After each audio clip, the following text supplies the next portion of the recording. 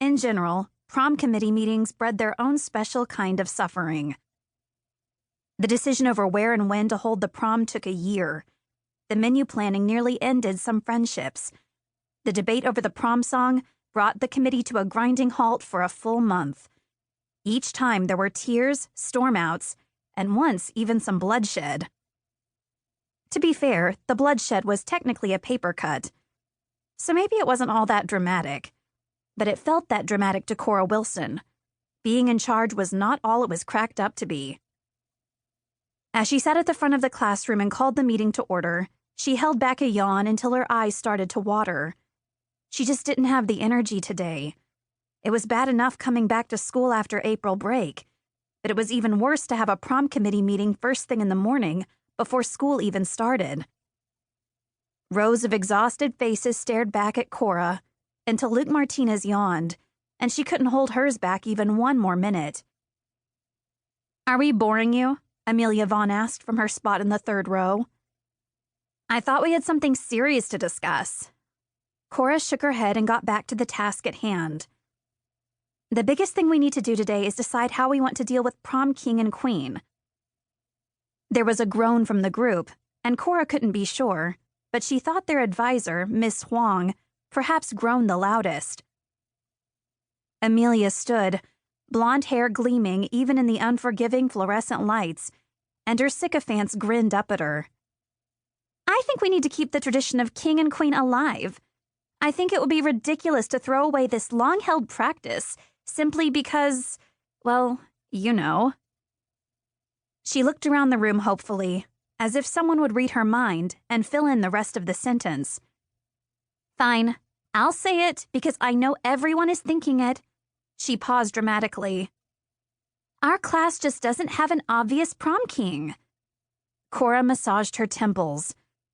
"I don't think anyone wants to throw away the tradition completely, but it's sort of old-fashioned, don't you think? Since the beginning of the year, we've discussed the possibility of not doing a king and queen vote, but changing it to a merit-based prom court honoring the students who have helped so much this year, and in previous years with class projects." Amelia rolled her eyes and sat down. Cora counted it as a win. Kelsey Anderson raised her hand.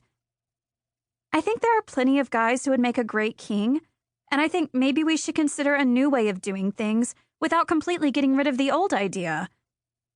"Okay," Cora said. Kelsey always had an opinion, but they weren't always particularly helpful. "Like who would make a good king?" Amelia asked.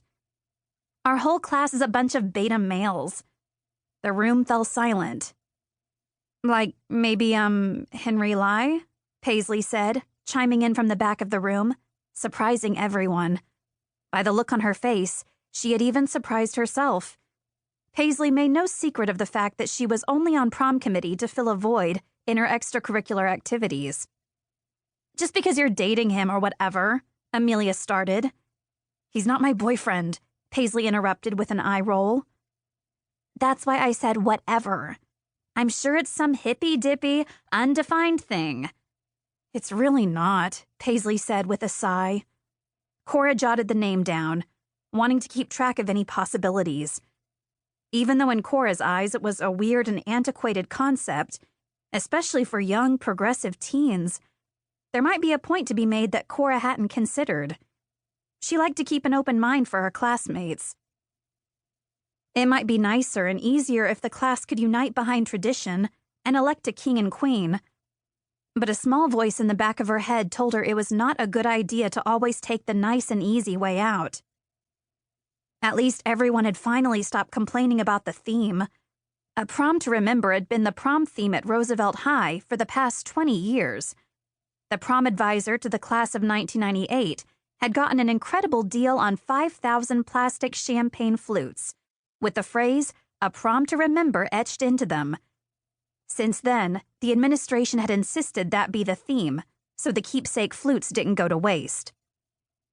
Amelia had tried hard to argue the theme, along with several others on the prom committees, but there was no way of changing it at this point. Cora was a little jealous of future seniors who would get to pick their own theme. Not that she would ever say it out loud.